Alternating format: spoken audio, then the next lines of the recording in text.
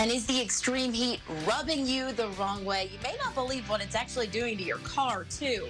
I'm 3 on your side, Susan Campbell. Coming up, some advice from the experts to keep your vehicle running smoothly all summer long.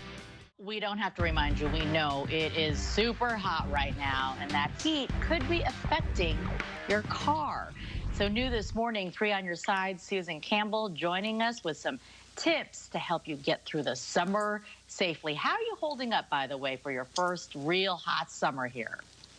I'm taking Ian and Javi's advice and just staying inside with a lot of AC. So I'm Good, okay. good. So far, so good. Woohoo!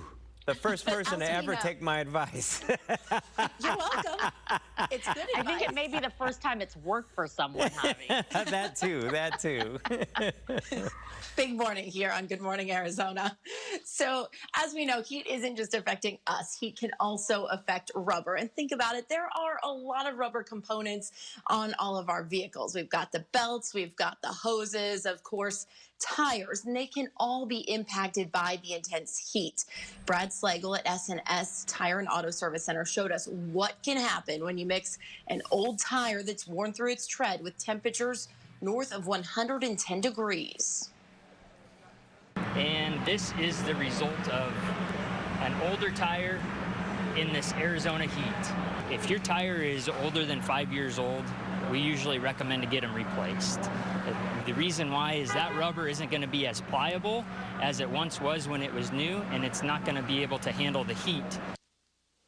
And the heat and sun can also damage the paint on your car, and that's not just a cosmetic issue. It can start deteriorating the clear coat of the vehicle, and then it starts getting down into the paint, and then you're down into the metal of the vehicle. Then it's just unsightly for one, and two, it could eventually start causing rust. The solution here is simple. Use covered parking if you can. If your vehicle has to sit outside, consider a cover. Now, coming up new at 7, how driving less during the pandemic could actually be taking a toll on your vehicle. Back to you guys. It beats up everything. All right, glad you're at least staying a little cool indoors, Susan. Thank you.